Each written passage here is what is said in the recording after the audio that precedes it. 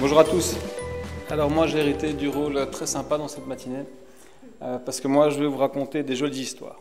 Des jolies histoires qui commencent par « Il était une fois » et qui terminent par « Ils vécurent des jobs heureux ». Donc je vous rappelle vite fait le contexte économique plutôt sombre qu'adressait Antoine. On est donc dans de la manutention simple qui de moins en moins de demande pour ça. On a de plus en plus de concurrence et on n'a plus réellement des métiers de manutention qui assurent, une fois qu'elles sont facturées, une vraie rente suffisamment lucrative pour assurer le projet de l'ETA. Et en plus, pour compléter le tableau, des gens qui travaillent avec nous, donc les entreprises, les particuliers, n'ont pas spécialement d'incitant. Il n'y a pas de cadeau, entre guillemets, comme pour avoir des entreprises d'insertion qui peuvent facturer, par exemple, leurs services à 6% de TVA. Il n'y a pas de sanction non plus. On n'est pas obligé de travailler avec une ETA. On le fait parce qu'ils font le boulot dans les temps et de manière qualitative. Mais il n'y a pas, comme par exemple en France, des systèmes de quotas qui imposent aux entreprises publiques ou aux entreprises privées d'engager X% de personnes en situation de handicap, auquel cas, si vous n'y arrivez pas, vous devez compenser en confiant des travaux à des entreprises de travail adapté. On n'a pas ça en Belgique ici. Donc, on n'a pas une situation économique qui est facile et en plus, on n'a ni des aides ni des sanctions. Et pourtant, le petit village des ETA bruxelloises résiste. Alors, pourquoi ? Pourquoi ? Parce qu'elles innovent constamment. Et je vais justement vous raconter quelques jolies histoires sur des innovations très récentes dans le secteur des ETA à Bruxelles. Et pour m'aider, j'ai pris une petite boîte magique. Et dedans, il y a à chaque fois quelques objets qui vont m'aider à illustrer mon propos. Donc, je vais commencer par cet objet-ci. Alors, certains parlementaires qui sont venus au PILIF le connaissent bien. Ils s'en sont bien goinfrés quand ils sont venus il y a quelques semaines. Ce sont donc les biscuits des PILIF. Mon histoire commence donc, vous l'avez compris, par « Il était une fois ». Il était une fois un boulanger et son équipe de travailleurs extraordinaires qui fabriquaient des biscuits qui étaient absolument délicieux. Il les vendait dans une petite boulangerie-épicerie du nord de Bruxelles. Vous la connaissez maintenant, c'est la ferme de Pilif. Ils en fabriquaient peu, tout juste pour une petite clientèle de chanceux. Il y a 5 ans, une menace plana sur le boulot d'une trentaine de manutentionnaires de la ferme. Cette menace, vous la connaissez à présent, c'est donc la raréfaction des métiers de manutention simple à Bruxelles. D'un côté, il y avait donc des biscuits qui marchaient bien. De l'autre, des travailleurs à maintenir à l'emploi. Et vous le savez, c'est la priorité, c'est l'objectif de l'ETA. Donc ce n'est pas une variable d'ajustement, c'est l'objectif. Les PILIF ont donc décidé de proposer des biscuits dans d'autres points de vente que uniquement dans leur épicerie à eux, afin d'augmenter la production et du coup augmenter évidemment le volume de travail de ces manutentionnaires. Et ça a pris. Oxfam les magasins Oxfam d'abord, Farms ensuite, e-Farms, et ensuite de nombreuses épiceries bio et locales de Bruxelles. La gamme se décline maintenant en plus de 22 variétés sucrées, salées, et est disponible dans plus de 70 points de vente à Bruxelles et dans la périphérie. En 2021, les PILIF ont produit 105 000 sachets. 105 000 sachets de biscuits comme ceux que je vous ai montrés ici, ce qui donne donc de l'emploi à cette trentaine de travailleurs. Et ça marche tellement bien qu'ils vont sans doute exporter leurs produits à Paris. Mais chut, ça, ce sera pour une prochaine histoire. Et donc celle-ci se termine par « Et ils vécurent des jobs heureux ». Pour ma deuxième petite histoire, je vous emmène chez Citéco à Scarbeck et donc sortir mon deuxième objet, qui est un livre d'occasion, que sans doute beaucoup d'entre vous ont dû lire.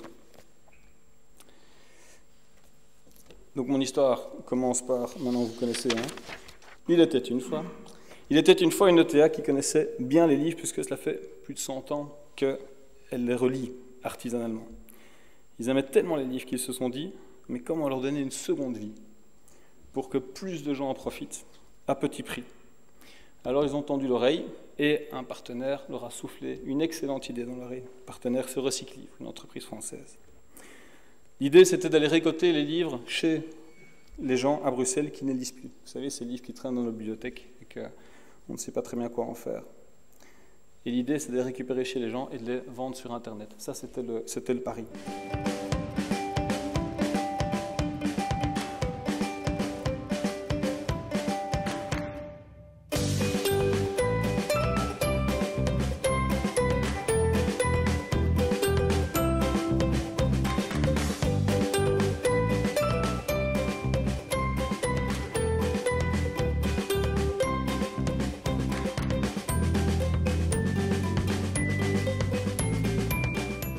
scanne le livre pour voir ceux qui sont vendus sur Internet. Via cette application qu'utilise Luc, on peut savoir si un livre trouvera acquéreur sur des sites de vente de livres d'occasion juste en le scannant. Celui-ci, par exemple, a beaucoup de chances de se vendre. Donc on va le préparer, le référencer, l'étiqueter et le mettre sur une palette pour que Recyclive puisse le vendre. Quand le livre n'est pas vendable sur Internet, on tente de le réinjecter dans les circuits courts des bouquinistes bruxellois, où on en fait don à des associations de la région, pour garantir un impact environnemental le plus léger possible.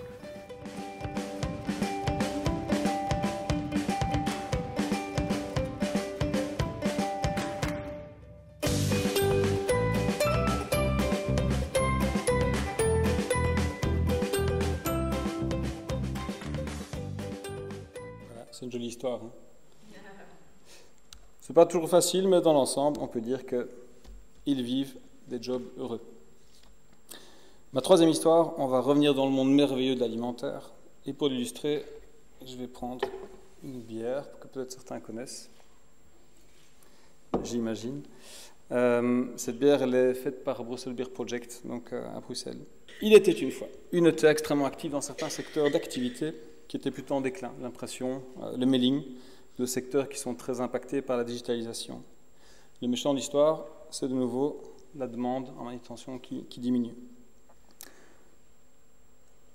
Alors pour faire face à ces problèmes-là, l'ETA dont je vous parle, Manifast, a essayé de miser un maximum sur tout ce qui est gestion électronique de documents. C'est donc du scan, de la validation de données, c'est tout ce qui touche de manière générale la dématérialisation des documents.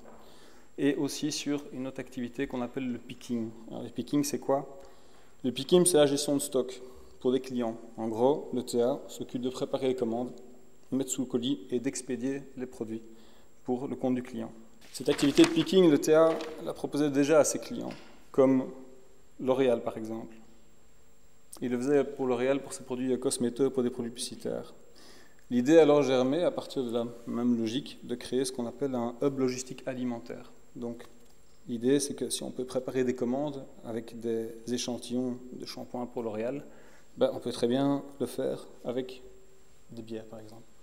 Ce qui manque à Bruxelles, et qui serait bon d'ailleurs pour favoriser les circuits courts, c'est un hub qui distribuerait en fait des produits qui sont produits, qui sont transformés à Bruxelles ou dans les environs de Bruxelles, dans l'interland bruxellois, qu'on appelle ça, pour les distribuer dans les magasins bruxellois. C'est ça la logique du hub, c'est ça qu'ils sont en train de mettre en place justement chez Manifast. Et donc, par exemple, Brussels Beer Project fait son picking chez Manifast. Et ces bières donc arrivent dans les magasins bruxellois avec un picking qui est fait au niveau des manutentionnaires de Manifast. Cette activité, pour l'instant, elle occupe 6 personnes chez Manifast. À terme, on en emploiera plus ou moins une vingtaine, parce qu'ils vont augmenter le volume, parce qu'ils vont s'attaquer à de l'alimentaire frais. Pour l'instant, ils ne le font pas encore. Et ils vécurent des jobs heureux. Une dernière histoire? Ouais. Puisque vous avez été bien sages. Allez. C'est celle de 3 ETA. 3 ETA qui ont pris les armes productives. Donc, ils sont partis de ce qu'il y avait dans leurs ateliers. Et qu'est-ce qu'elles en ont fait? Elles se sont dit que, vous vous souvenez, ce vilain virus là, enfin, vous connaissez bien, pour essayer de se protéger contre cette vilaine maladie qui finalement paralyse beaucoup le royaume, elles se sont lancées dans la confection de certains objets qui partent à partir, comme on dit, de from scratch, quoi. Donc, en fait, elles n'avaient jamais fait ces choses-là avant, et donc elles ont commencé par produire ces produits qui sont des produits de protection contre le Covid. Donc ici, c'est une activité qui a été lancée, une production de masques qui a été faite chez Travi, qui a coordonné toute une série d'acteurs autour de ça, et qui a abouti à la production de plus de 244 000 masques. Je regarde l'ancien directeur pour qu'il me confirme, c'est bien ça. Et je ne résiste pas à l'envie de vous montrer la vidéo qui a été réalisée là-dessus. The streets may look quiet, but you are busy. Behind this closed building, these locked doors, this facade, hides an incredible power. The will. The will to do something good when everything is going less good. the will to do something about it, while others only talk about it. From 0 to 100, from 100 to 100,000, from 100,000 to many more. We have been made here, made in house, in Cottagers, in Brussels, in your neighborhood, by anyone who's got some skills. We are not only made of textile and rubber bands, but of courage, solidarity, hope, a chain of good through a circular economy. We are man-made, woman-made, family-made, and better-made. Because we are made for here, by people from here, imported from the empty streets of Brussels for you to make them full again.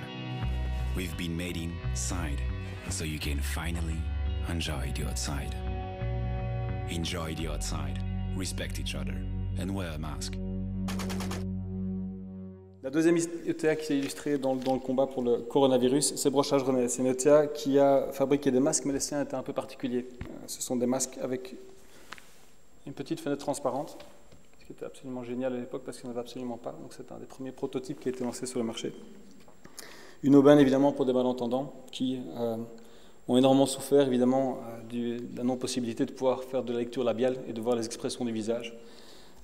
Ils en ont fabriqué des milliers, cette ETA-là, et de nouveau from scratch, donc à partir absolument de rien. Aucune personne dans l'entreprise serait adaptée avait des compétences en couture, donc c'était vraiment un projet qui a été formidablement monté. Une troisième ETA, l'ouvroir, c'est lancé dans la découpe de plexiglas. Vous voyez ces protections que l'on met dans les bureaux, dans les commerces, peut-être vous en avez vu chez votre boulanger, chez votre pharmacien, chez votre libraire. Elles ont été faites, une grosse partie, enfin des centaines de personnes ont été protégées grâce à ces protections au plexiglas qui ont été réalisées à l'ouvroir. Et par-delà toutes ces initiatives, donc les masques qui ont été faits par Travi, les masques qui ont été faits par Brochage, les masques transparents et les plexiglas, ça a donné du boulot pendant cette période Covid à plus ou moins une septantaine de travailleurs en situation de handicap. Donc, chouette, tout le monde y a gagné. Donc, durant cette période, ils vécurent des jobs heureux. Donc, derrière ces 4 petites histoires que je vous ai racontées, très simplement, évidemment, il y a ce qu'on appelle du business development. Le business development, c'est quelque chose avec des mots très très barbares. Vous en voyez ici quelques-uns. Études de marché, étude de l'offre, marketing, optimisation des ressources. Ça prend du temps homme, ça prend de l'argent aussi. Ce sont des ressources internes qui doivent être complétées par d'expertise externe. Bref, vous l'avez compris, c'est de ça qu'on a vraiment besoin si on veut encore vous raconter des jolies histoires comme ça. On a eu la chance d'avoir pendant 3 ans un projet qui avait été financé par le FEDER, c'est beaucoup de sous. On a eu l'occasion d'engager 2 business développeurs full-time qui ont pu réaliser de très jolies choses. Ce projet s'appelait DevUpTeam, c'était abrité dans la FEBRAP, j'ai eu la chance de le coordonner. On a travaillé sur plus ou moins une petite quarantaine de projets. Sur la petite quarantaine de projets, il y en a un peu moins de la moitié qui ont été implémentés dans des entreprises de travail adaptées ou qui ont eu une influence sur une activité qui s'est développée par la suite. L'autre moitié, c'est du business development, donc il y a de l'audace. Donc il y a des choses qui n'aboutissent pas, parce qu'il n'y a pas de marché, parce que l'ETA n'est pas prête, parce que les travailleurs de l'ETA ne peuvent pas réaliser l'activité. Donc ça fait partie aussi de cette recherche de nouvelles activités, malheureusement. Mais je pense que vous avez compris le message. On a vraiment besoin en fait, de ces moyens pour pouvoir se réinventer. Ces moyens, on en a besoin maintenant, parce qu'on est encore en capacité de pouvoir investir un petit peu. Donc c'est vraiment le moment que quelque chose se déclenche.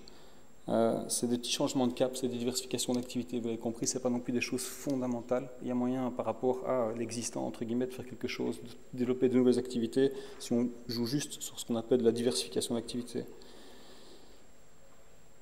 C'est pour nos travailleurs qu'on fait ça, évidemment. Ces travailleurs, comme dirait L'Oréal, ils le valent bien. Donc, on espère évidemment qu'on trouvera une oreille attentive chez vous, parce que vous avez bien compris que c'est la demande principale qu'on vous adresse aujourd'hui, c'est pouvoir se réinventer, donc pouvoir avoir le moyen de se réinventer aujourd'hui. Merci pour votre attention.